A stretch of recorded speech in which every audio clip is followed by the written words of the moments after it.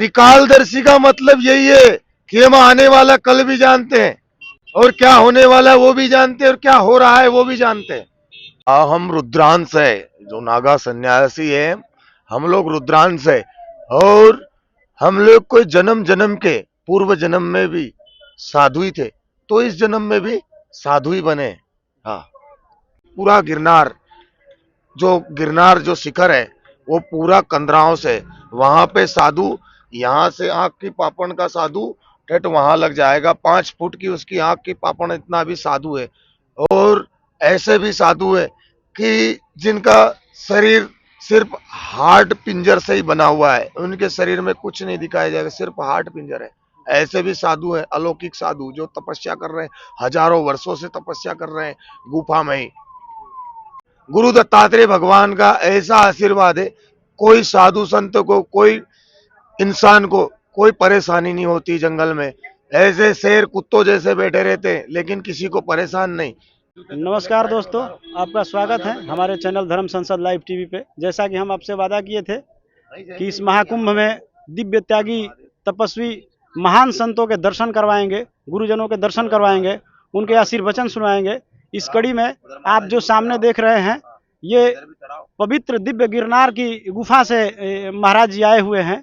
दर्शकों, जो आप कमेंट कर रहे थे कि गिरनार के पर्वत के गुरु जी का जो हम बैनर पोस्टर लगा के चैनलों के माध्यम से, सोशल मीडिया के माध्यम से आपके सामने जो ले गए थे, आप जो दिव्य दर्शन कर रहे हैं, जिस गिरनार की मैं बात कर रहा हूं और जिस गिरनार के लिए आप लोग कमेंट कर रहे थे, उसी गिरनार की दिव्य गुफाओं से गुरु जी आए हुए हैं और आपके सामने हम लाइव किए हैं। आप भावपूर्ण दर्शन करिए गुरु जी का।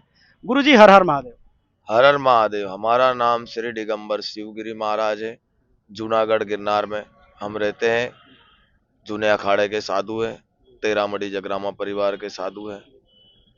गिरनार एक दिव्य भूमि है, अलौकिक भूमि है, 4 धाम से भी बड़ी भूमि है, जहाँ ब्रह्मा विष्णु महेश तीनों के अवतारी दत्तात्रेय भगवान, जिन्होंने तपस्या किया है, नवनाथ सिद्ध 84 33 कोटि देवी देवता वहाँ विचरते, और गुरु दत्तात्रेय भगवान भी 24 घंटे में एक बार गिरनार धरती के अंदर विचरण करते हैं किसी ना किसी रूप में।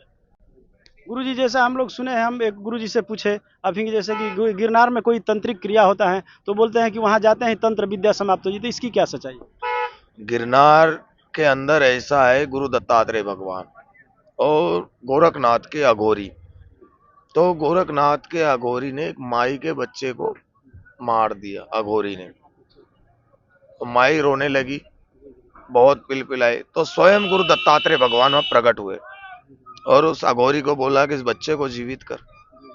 तो बोले मैं नहीं कर सकता हूँ, मैं नहीं कर सकता हूँ। तो उसको गुरुदत्त भगवान ने कहा कि तू जीवित नहीं कर सकता है तो क्या हुआ, मैं तो जीवित कर सकता हूँ। तो गुरु दत्तात्रेय भगवान ने उस बच्चे को जीवित किया और तब गुरु दत्तात्रेय भगवान ने गोरखनाथ को भी बुलाया और कहा कि तुम्हारे ये जितने भी अघोरी है, ये मेरे गिरनार की तपोभूमि में नहीं मिलने चाहिए, अगर ये मिलेंगे तो इनको फटकार लगाऊंगा। तभी से जहाँ गिरनार की जो भूमि है वहाँ सिर्फ सात्विक भजन ही चलता है, कोई अघोरी क्रिया नहीं कर सकता, कोई उल्टा सीधा नहीं कर सकता।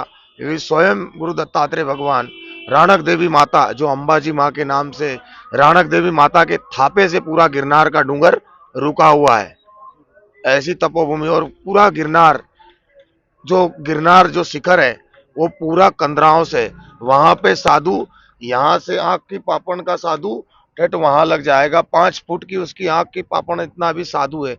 और ऐसे भी साधु है कि जिनका शरीर सिर्फ हार्ट पिंजर से ही बना हुआ है, उनके शरीर में कुछ नहीं दिखाया जाएगा, सिर्फ हार्ट पिंजर है। ऐसे भी साधु हैं, अलौकिक साधु जो तपस्या कर रहे हैं, हजारों वर्षों से तपस्या कर रहे हैं गुफा में ही। जैसा कि आपको गुरु जी बता रहे हैं कि जो आप लोग सुने हैं, गुरु जी साक्षात वहीं से, गिरनार से ही दिव्य गुरु जी हैं, भावपूर्ण दर्शन कर रहे हैं कि जो बाल होता है, इधर करिए कैमरा, जो बाल होता है, भौं का बाल होता है, पपनी का, इतना बड़ा बड़ा हो गया है और शरीर भी हाड़ मात्रा का ढांचा हो गया। हजारों गुरु जी, हजारों वर्ष से साधु वहां पे हैं, हजारों वर्ष, लाखों वर्ष हो गए बेटा। वो गिरनार डूंगर है और 4 धाम से भी बड़ा तपोभूमि है। वहां पुराणों के अंदर कहा गया है कि जो गिद्ध जो रोज मांस खाता है ना, गिद्ध, उसका आहार ही है मांस खाना। वो गिद्ध भी अगर गिरनार की धरती में रहेगा 20 बरस तो वो भी सिद्ध हो जाता है। ऐसा गिरनार का भूमि है। गुरुजी गिरनार में जैसे कि भजन किया जाता है या ध्यान किया जाता है? वहां योग, योग साधना, ध्यान, ये किया जाता है। जैसे गुरुजी हम लोग वृंदावन गए थे तो नाम जबकि वहाँ प्रधानता थी, तो वहाँ राधा नाम या कोई नाम और लिया जाता था, और हम लोग को काशी में बताया गया था कि ध्यान करो, बिना ध्यान का ज्ञान नहीं होता। क्या करना चाहिए? तो देखो, वहां जप किया जाता है मथुरा वृंदावन में। काशी ध्यान का केंद्र है और गिरनार तपस्या का केंद्र है, तपोभूमि है, जहां स्वयं गुरु दत्तात्रेय भगवान ने तपस्या किया है। इसलिए वो तपोभूमि है। ब्रह्मा विष्णु महेश तीनों का रूप है, वो तपोभूमि है। गुरुजी आप लोग का जो आश्रम होता है जंगल के बीच में गुफा रहता है, उसमें जैसे जंगली जानवर जो आते हैं तो उसके लिए आप लोग? गिरनार धरती के अंदर बड़े बड़े शेर रहते हैं जिनको टाइगर बोलते हैं। टाइगरों का पूरा गिर रिसोर्ट है वो।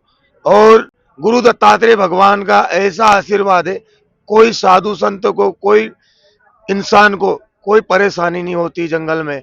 ऐसे शेर कुत्तों जैसे बैठे रहते हैं लेकिन किसी को परेशान नहीं। अगर किसी ने उल्टा सीधा काम किया तो उसको फिर छोड़ता नहीं है। हाँ, साधु वहां के ऐसे ऐसे अलौकिक पुराने हजारों साल पुराने साधु ऐसे ऐसे हैं कि जो शेर का रूप धारण कर लेते हैं। जरा से में साधु बन जाते हैं, जरा से में शेर बन जाते हैं। ऐसे अलौकिक लोग हैं, ऐसे अलौकिक साधु लोग हैं वहां। और वहां जैसे वाघनाथ बापू वाघ का ही रूप धारण करता है, वाघनाथ बापू है। हाँ, जरा से में साधु बन जाए, जरा से में बाघ का रूप। सिद्ध बाबा है वहां के। हाँ, जिसको जैसे नवनाथ बोलते हैं ना, नवनाथ में से आते वाघनाथ। जैसे गोरक्षनाथ, हाँ, ऐसे ही मच्छंदरनाथ, ऐसे ही नवनाथ में ये है वाघनाथ बापू के शिष्य हुए वेलनाथ। हाँ, जिनके गुरुजी ने कहा था वाघनाथ बापू ने कि 12 दिन की गिरनार की परिक्रमा लगा गया, तो ऐसे ध्यान मग्न में तपस्या में बैठ गए तो 12 दिन के बजाय 12 बरस हो गए।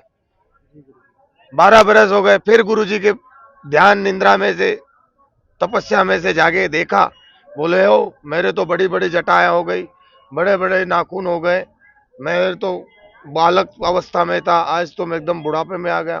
फिर गए गुरुजी के पास, गुरुजी क्षमा करो क्षमा करो। बोले मैं तो ऐसे ध्यान मग्न हो गया था, आपने मेरे को 12 दिन के लिए परिक्रमा के लिए बोला तो मेरे को 12 वर्ष हो गया। बोले तो बोले कोई नहीं वेला। वाघनाथ बापू बोले तू तो मेरा परम शिष्य है। बोले बोले तूने मेरा ऐसा भजन किया है, बोले तेरा बोले आजीवन नाम बोले गिरनार के अंदर प्रख्यात रहेगा, बोले वेलनाथ के नाम से। तो गुरुजी जैसे कि जो दिव्य महात्मा है कभी जानवर के रूप में हो जाते हैं, मैंने इच्छा इच्छा अनुसार धारण कर लेते हैं। हाँ, इच्छा, हम लोग नागा बाबा है, इच्छाधारी है।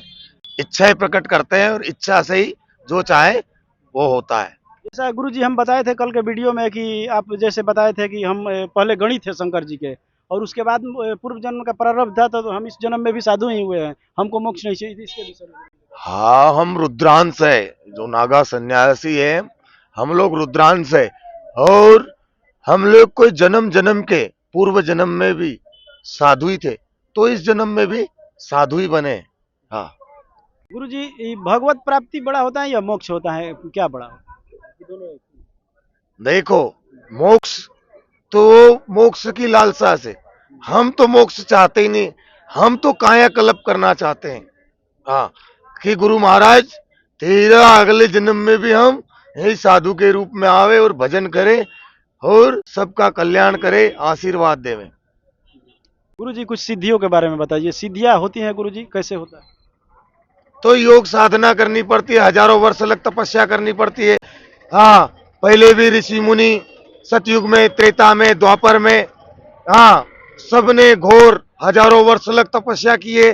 भागीरथ जी महाराज की 7 पीढ़ियां बिट गई। राजा सगर के 60,000 पुत्र मारे गए अश्वमेध यज्ञ के इसमें। तब ये गंगा माता भागीरथ जी महाराज हजारों वर्ष तक तपस्या किया, योग साधना किया, तब ये गंगा माता पृथ्वी पे आई है, एक अश्व देवता के कारण। गुरु जी, जो त्रिकालदर्शी जैसे आप लोग कहलाते हैं, तो त्रिकालदर्शी का मतलब क्या होता है? जैसे आप पूर्व जन्म का भी अपना बता रहे हैं। त्रिकालदर्शी का मतलब यही है कि हम आने वाला कल भी जानते हैं, और क्या होने वाला है वो भी जानते हैं, और क्या हो रहा है वो भी जानते हैं। गुरु जी, आप त्रिकालदर्शी देवादि महादेव, महादेव भी त्रिकालदर्शी थे। हाँ, भगवान आत्रेय जी महाराज भी त्रिकालदर्शी थे। शंकर जी के गणित है, तो ऐसे आभास आपको बचपन से रहता है? हाँ, बचपन से ही। वो तो जो शिव का गण होगा तो शिव के ही पास में जाएगा। हाँ, जैसे राम जी के गण हनुमान जी है, तो बचपन से ही हनुमान जी राम जी की शरण में गए। गुरु जी, आपको बचपन से आभास होने लगा कि नहीं, अब हमको अपने रूप में आना है, नागा बनना है, हमको संन्यास लेना है, जैसे पूर्व जन्म का प्रारब्ध रहा है?